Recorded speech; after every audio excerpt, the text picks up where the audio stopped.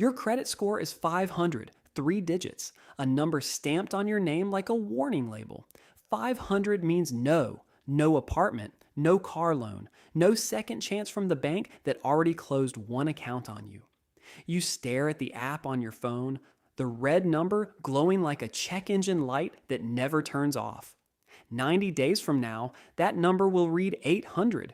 You don't know that yet. Right now, you just know you're tired of hearing no. It starts on a Tuesday, not a special Tuesday. No thunderstorm, no dramatic phone call, just you, sitting on the edge of your bed, scrolling through a credit report you finally paid $10 to unlock. 3 collections. 1 maxed out card from 4 years ago. A missed payment from a phone bill you forgot existed. It's all there, laid out like a court transcript of every time you looked away instead of looking closer. You don't panic. Panic is expensive. It costs time you don't have. Instead, you open a notes app and write down every number, every balance, every due date, every creditor's name. It takes 40 minutes. 40 minutes you spent avoiding for 2 years. The next morning, you call the first collection agency. Your hands are sweating. The voice on the other end is bored, reading from a script that isn't yours. You ask one question: will you delete this from my report if I pay it in full? Silence. Then a maybe. You push. The maybe becomes a yes, in writing, sent to your email before you hang up. That's the first crack in the wall. You don't have the money to pay it off yet. Not close. So you do something most people skip.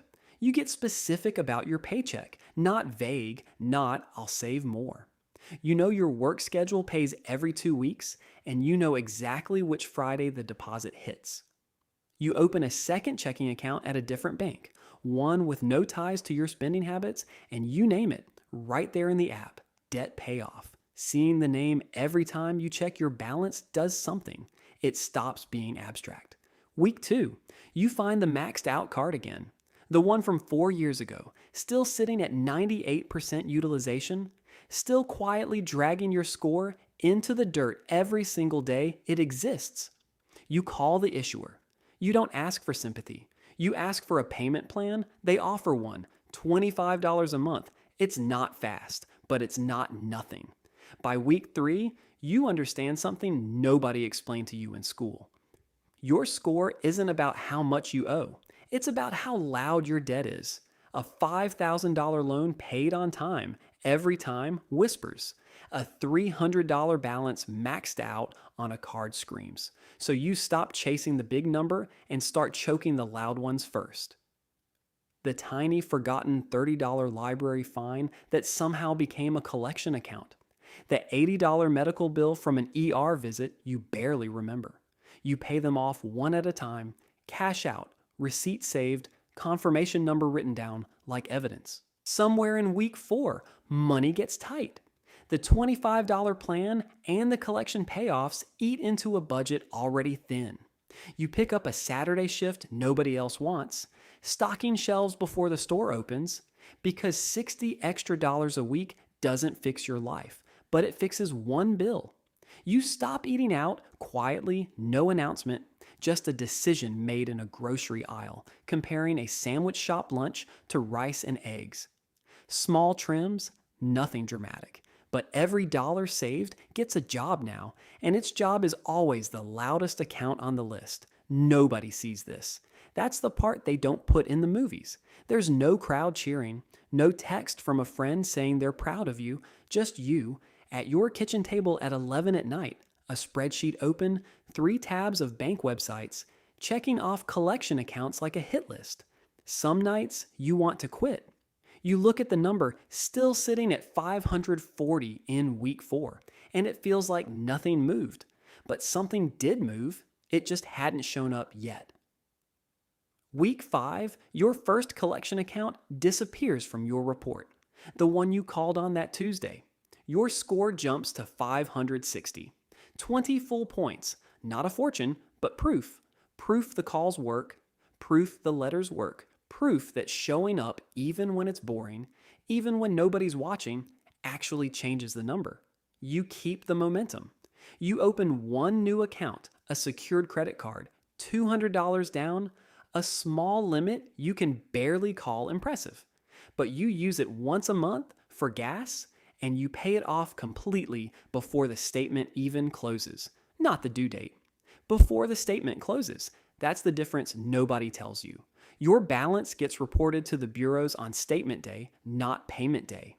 Zero balance reported means zero drag on your score. By week 7, the maxed out card is paid off. You don't celebrate loud. You close the tab, sit back, and feel something unclench in your shoulders you didn't know was tight. The relief doesn't feel like fireworks. It feels like exhaling after holding your breath for 4 years. Your utilization drops overnight. Your score climbs to 610. You start checking the app every morning now, not out of anxiety, but curiosity. The number becomes a mirror instead of a monster. Around week 8, a friend asks why you're being so careful with money. You just shrug and say you're fixing something. That's all. No lecture, no spreadsheet shown across the table. The work speaks louder in the number than in any conversation. Week 9 brings a setback. A bill you forgot, a small one, hits 30 days late before you catch it. Your score dips 6 points. You feel it in your chest, that old fear creeping back. But this time, you don't spiral.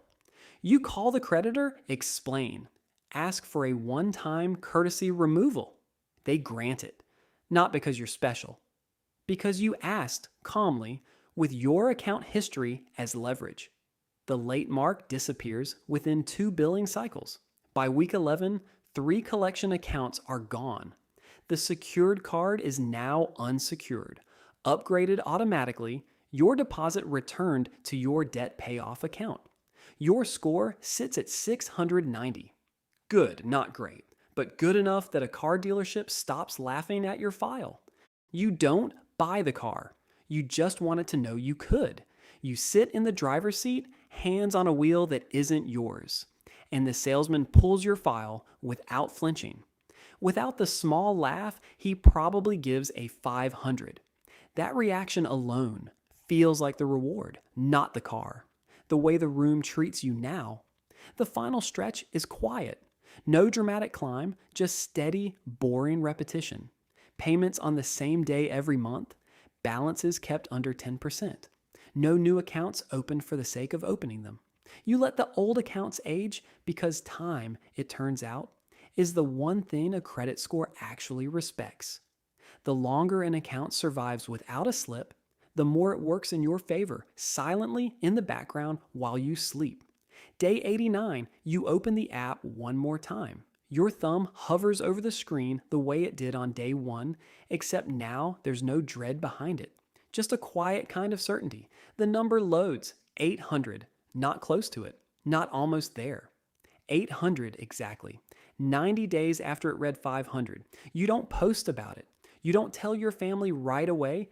You just sit there in the same spot on the edge of your bed where this started, and you realize the number was never really the point. The point was becoming someone who pays attention, someone who calls instead of avoiding, someone who treats a boring Tuesday like it matters, because it does.